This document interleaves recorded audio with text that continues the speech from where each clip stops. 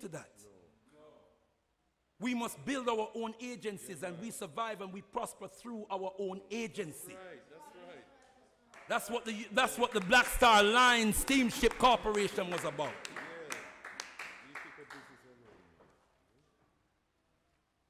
Time to build the economic power base. Time to build the African economic power base. Now, welcome, brothers and sisters, to the 5th video of the Black Economic Network. The previous segment, the introductory segment, was done by Brother Mandake on Got Kush TV at an event commemorating the Honorable Marcus Garvey and 100 years of the Black Star Line, and a time to build an economic base. I will show more of that event later in this video, and in the next video I will show a part of the history and up-to-date information about the Black Lives Matter. The goal of this network is to help to bring together the older Pan-African movement, one of the main goals, with the younger Black Lives movement, Black Lives Matter movement, so that we can use our economic power in proportion to our population to gain more and more economic power. We can use our political power to increase our economic power. And I am talking mainly about the USA, but also about the Africa and the diaspora, which are also very important.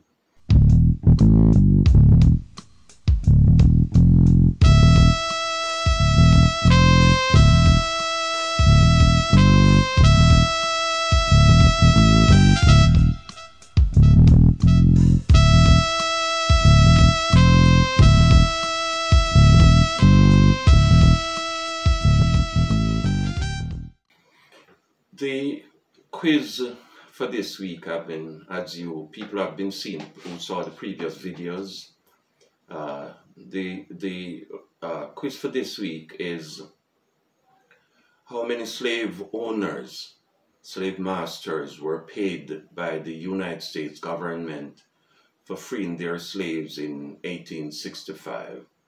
You remember that in the previous video, I was mainly about reparation, and we will go back to that from time to time. And the other part of the question is: how much were the slaves supposed to get? And we will give the answer in a later part of this video. Also, I should mention that in a later part of this video, we will show more of that event to commemorate Marcus Garvey and the Black Star Line.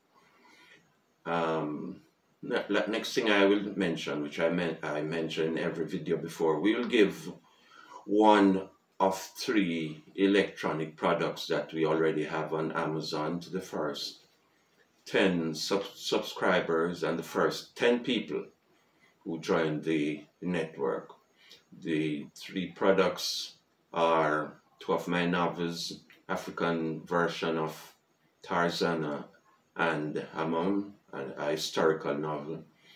The other is An Unexpected Visitor Arrived, and the third item is the music CD Freestyle Party Groove by one of my sons.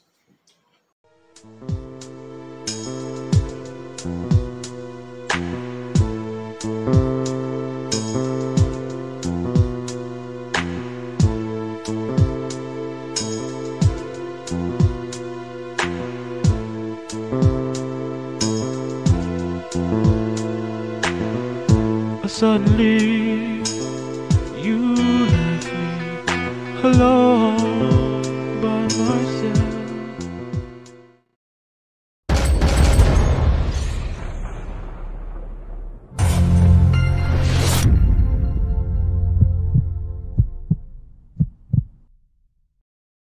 Tendai Mwari, Tendai Mwari, Tendai Mwari. Regai mazwi andino teura ne fungwazi mumuyo mangu. Zinzikwene mimwari. May the words of our mouths and the meditation of our hearts be acceptable in thy sight, O Jah of our creation. Tendai Mwari. Mwari, Jah, God bless Africa. Lift up the name of Africa on high. Hear our humble prayers, O Mwari, O Jah. We, the family of Africa. We, this family of Africa. Come, Great Spirit, come. Come and bless us. Come, Great Spirit, come. Come and be with us. We, the family of Africa.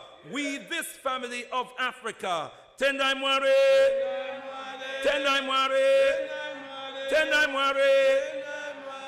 Royal elders, queens and kings, princesses and princes of great Mama Africa, I bring greetings to you as always in the most precious, powerful and bountiful name of our motherland, Al-Kebulan Mama Africa, in the sacred spirit of our most gracious ancestors, and in a prayer for oneness, hope and prosperity for all African people on the face of Mother Earth. Africa, to the God of Africa be the glory. Tendai Mwari. Garvey lives. Garvey lives. Garvey lives. Messiah lives. Messiah lives. Messiah lives. Hello.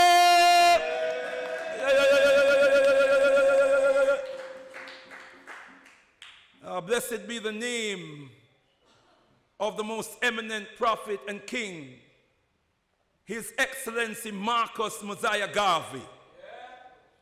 I said, blessed be the name of the most eminent prophet and king, His Excellency Marcus Mosiah Garvey.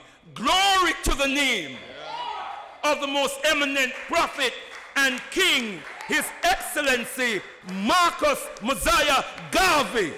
That name we lift up yesterday, today, and forever.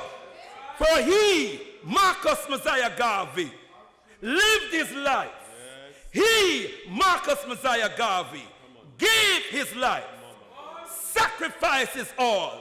He said, I gave them all of me. I gave them everything. He poured his heart, his soul, his body out upon us for the 52 years that he lived on this earth. We could say he was born serving us. Because I remind you, beloved brothers and sisters, that this visionary was conceived in a vision. You didn't hear me. I said this visionary was conceived in a vision that was expressed as a premonition by his mother and his father who knew. His mother and his father who yearned for the empowerment and the liberation of our people, who yearned for an end of this vicious, racist, colonial system sitting on the backs and the necks of African people all over the world, who prayed and meditated for an end to the suffering of our people. Were to meet together, was to find love in each other, was to grow in love with each other. And out of that love, they produced a great visionary whom we are yet to understand.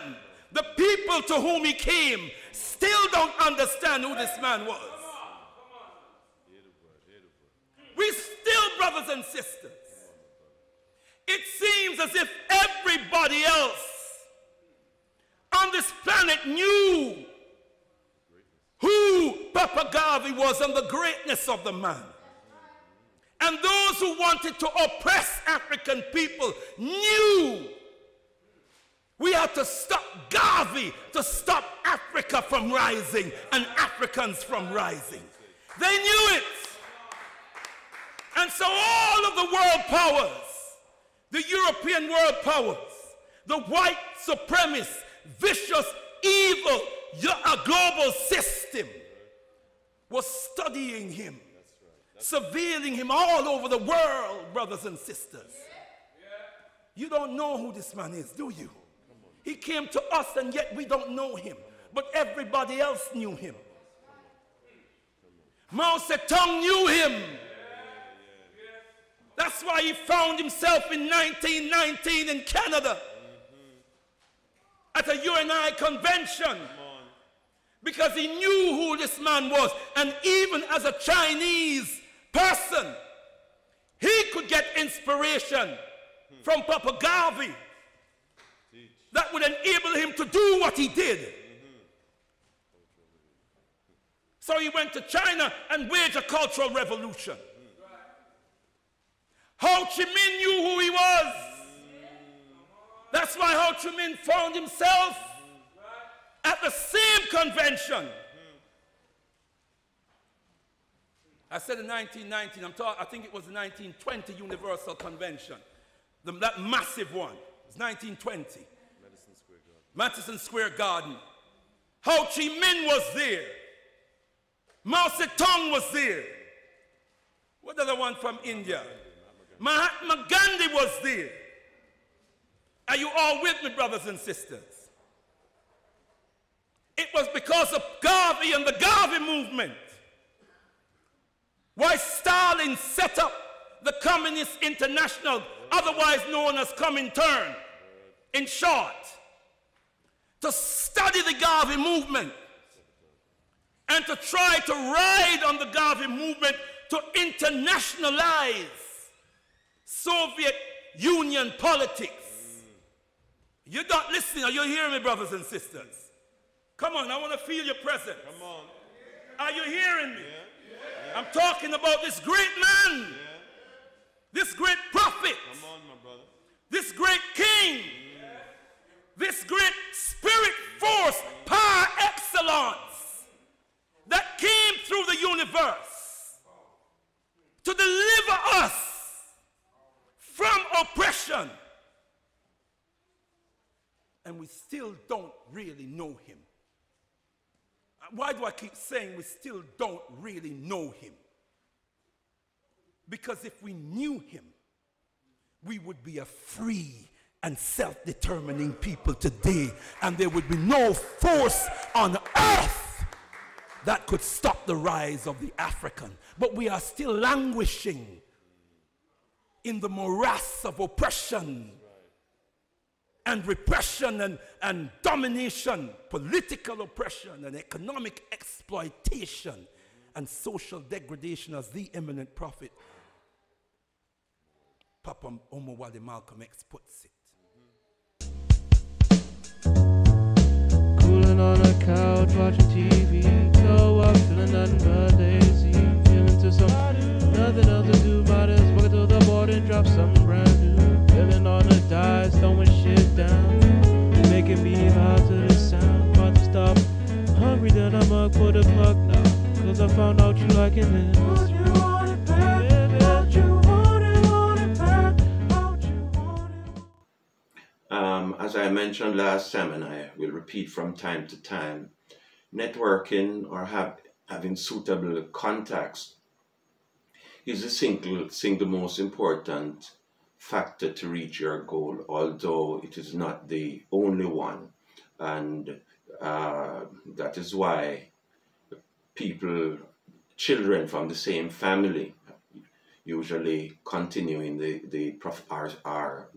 continue in the same profession as their parents, because the family network is already there and they use it. We need to build our own network, just like the other races have done. to help us to reach our economic goal of financial power and economic independence in relation to our share of the population where we live. And the foundation of economic power in a capitalist country, of course, is business and other forms of investment.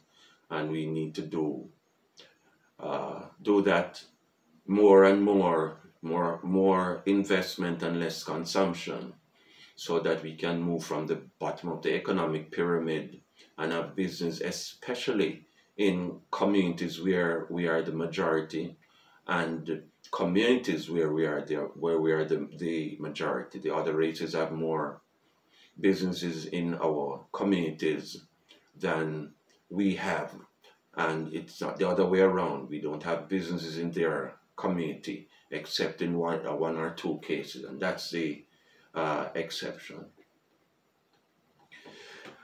The next video will include, as I said before, a part of a video about the history of the Black Lives Matter movement.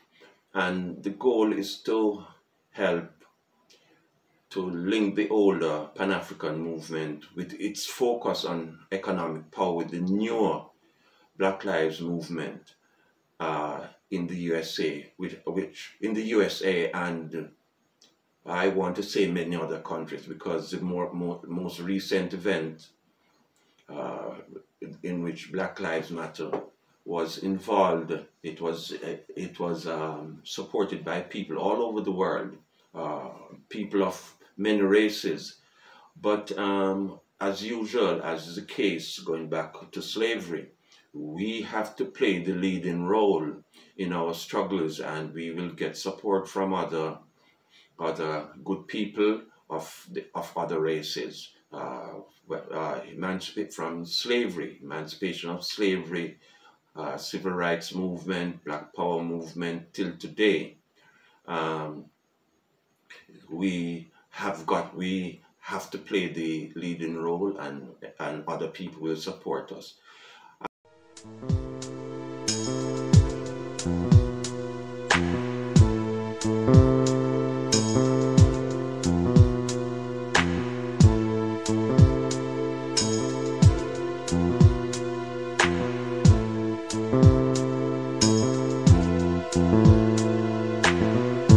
Suddenly, you left me alone by myself. I plan to post, our hope is to be able to post 2 videos per week.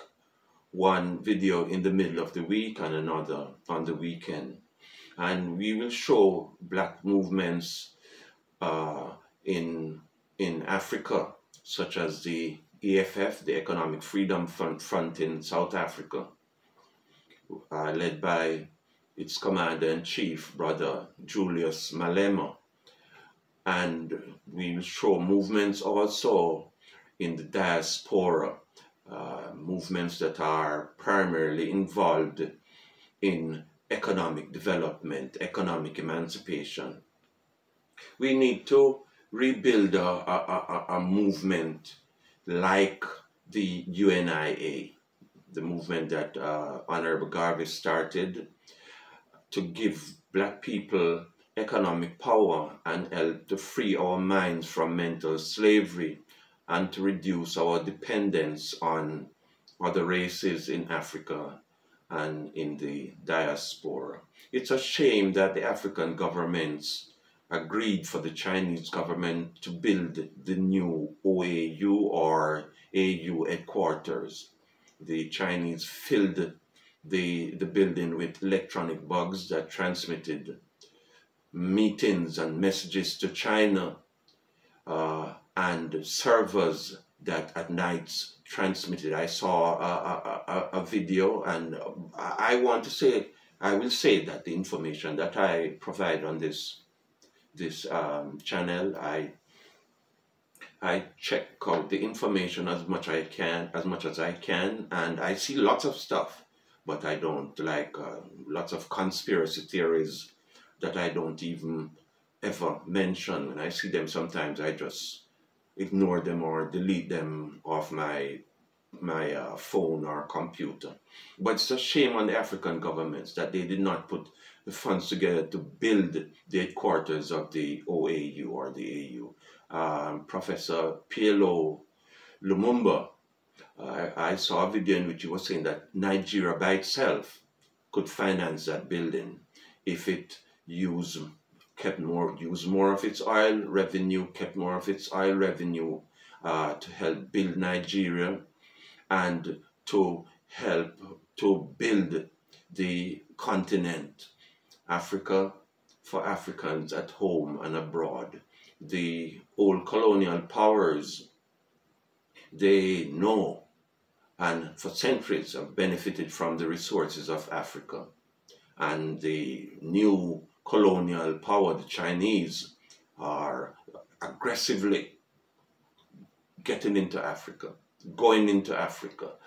Recently, and I did mention it in the last video, the Zambia shameful event that I saw on Brother Woody Meyer's, one of Brother Woody Meyer's video, shameful event of what some Chinese were doing in Zambia, and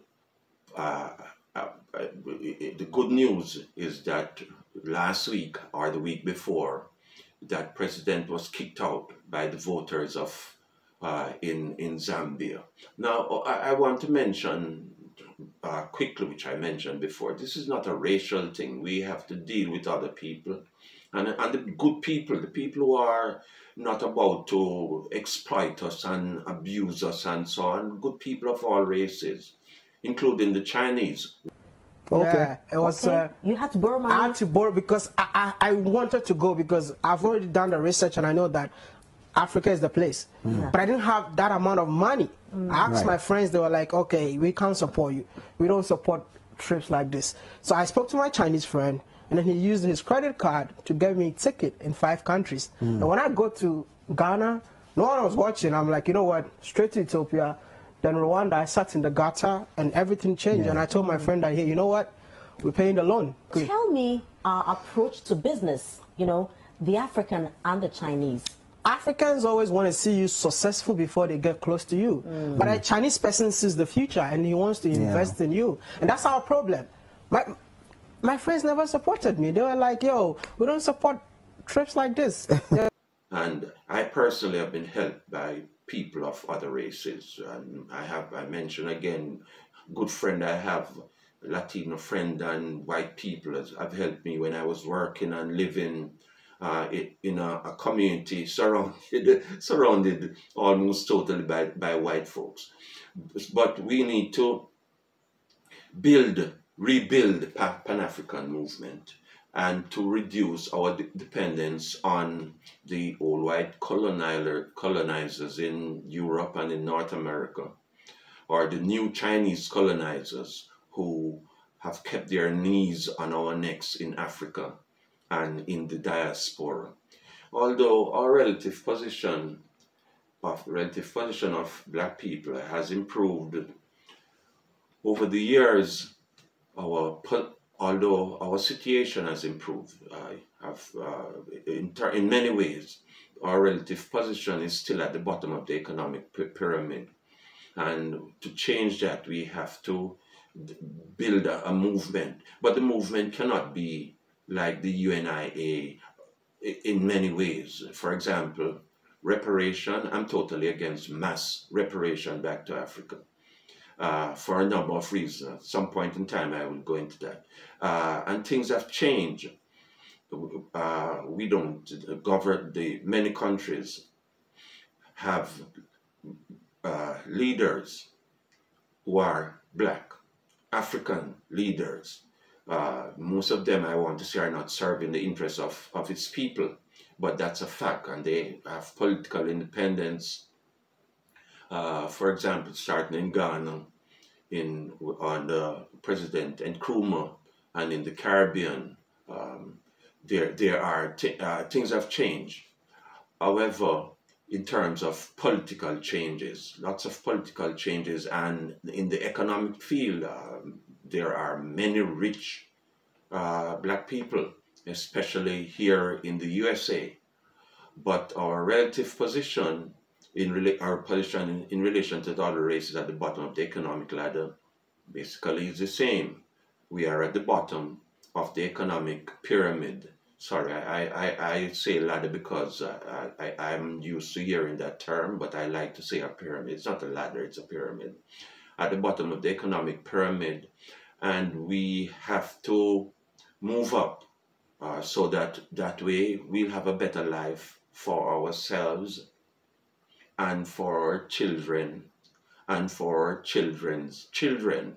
What has been happening over the centuries is that we have been used, and our resources in Africa and in the diaspora been used to help the other races, especially the Caucasian race, the rich Caucasians. There are many poor Caucasians, and in a sense, many of them have been duped by racism and so on to side with the same ones that are oppressing them. But that's a different story for a different time. Cooling on a couch, watching TV. No, I'm feeling nothing but lazy. Feeling to somebody, nothing else to do. Might as well go to the board and drop something brand new. Feeling on the dice, throwing shit down. Making me vibe to the sound. About to stop. Hungry, then I'm up for the plug now. Cause I found out you liking this. Don't you want it back? Don't you want it back? Don't you want it? So I want to say thanks again for the viewers and for those who like the videos. Also those who subscribe to the videos and join the network and comment on the videos. I replied to all of the comments I saw, and I have invited and I am inviting the people who have commented to send information about their economic activity and let me know if they want to participate in a video on the network. I will read some sections of some of these comments as I did last time. Brother Anthony R. from Florida in the USA. He's a real estate developer, including a builder, roofer, and general contractor. He says, a very good medium for black businesses to network. Love it. Jamaica Asawa comment was, that's an interesting concept. Throughout time, the black race has always been consumers. Mars Cable comment was, can you tell me why it will be helpful to black people? I am not sure. I assume the person means why the network will be useful to black people. Brother Don L., his comment was one word, interesting.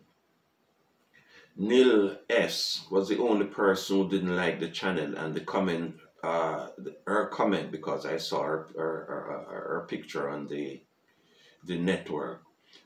She says, don't like the idea about Black Econ.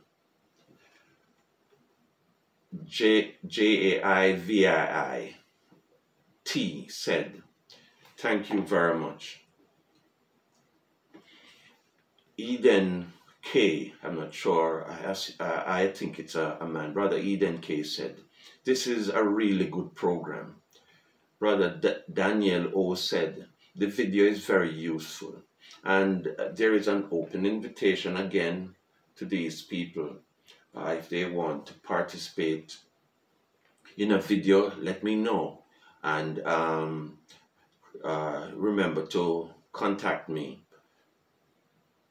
preferably online, coordinator 1 at the BlackEcon-Network.com. Some more comments. These were sent directly to me through the website. Brother Gus P. from Belleville in Maryland, USA, he subscribed. He and his wife owns and operate a Caribbean restaurant, but they are retired and they are looking for a buyer. Hope we can find another person. It would be good if another black person would buy it. So would help to keep the few businesses in the area in black hands. And you can contact these people through the network. Another person is Brother Michael W. from near Old Albany, Jamaica. He subscribed, and he has a YouTube channel. The channel is Investor Lifestyle Jamaica. Investors Lifestyle Jamaica. He interviews small agribusiness owners and he shows off their operation. He said, "Here, giving my support," and I will include a sample from his channel soon. I have invited these people to participate and provide input so you viewers can see them directly. Brother Sam, originally from Ghana, he's a businessman in Petersburg and in Richmond. He owns a restaurant and international food store. He agreed to do an interview to show off his business and to encourage other black people to get into business.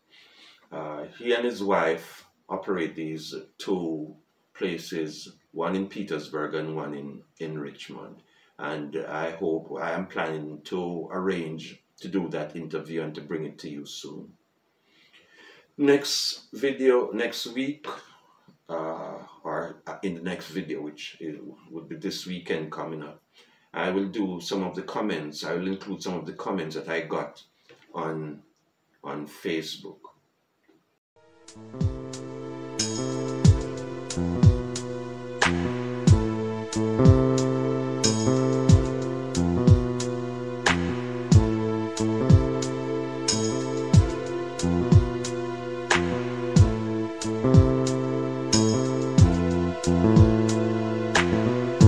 Suddenly, you left me alone by myself. I will go into more details in the next video about the how to start a business, a simple way to plan how to start a business. But a good idea that you can consider from now until we do the next the next video, is if you don't know what kind of business. Many people know the kind of business that they want to do, what they like to do, but they don't, for different reasons, they haven't made that step forward. One thing you can think about, a good way to start is to think about your hobbies. You personally or whoever else is involved with you in the business.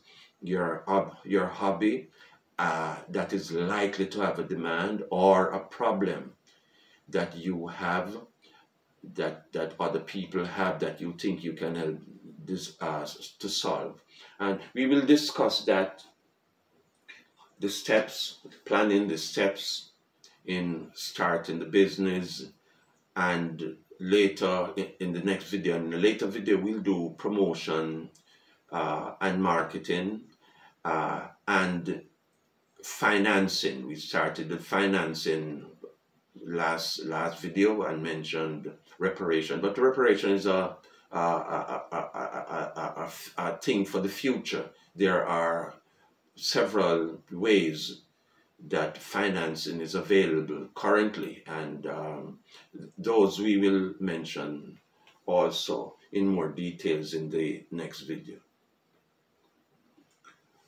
So the last section of this video is, I start by answering the question that I posed before, which is how much were the slave owners paid by the US government for freeing their slaves in 1865? And the answer is that in 1862, President Lincoln signed the Compensation Act to pay slave masters $300 for each slave they freed. This is the equivalent of approximately $8,000 US in 2020, last year. And the source of this information is Emancipation Compensation, and it's in Wikipedia. There were about 4 million slaves in the USA in 1865. About 4 million slaves. So the slave masters got billions of dollars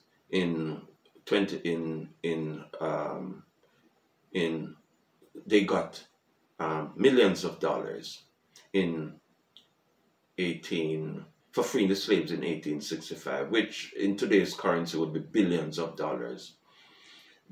Slavery was the main contribution to the Industrial Revolution in Britain and in Europe and in North America, and it is the source of wealth of many companies who started out accruing their wealth through sugarcane or cotton or tobacco, or providing services to those companies, services, inputs, and using the products that those services, those crops provided.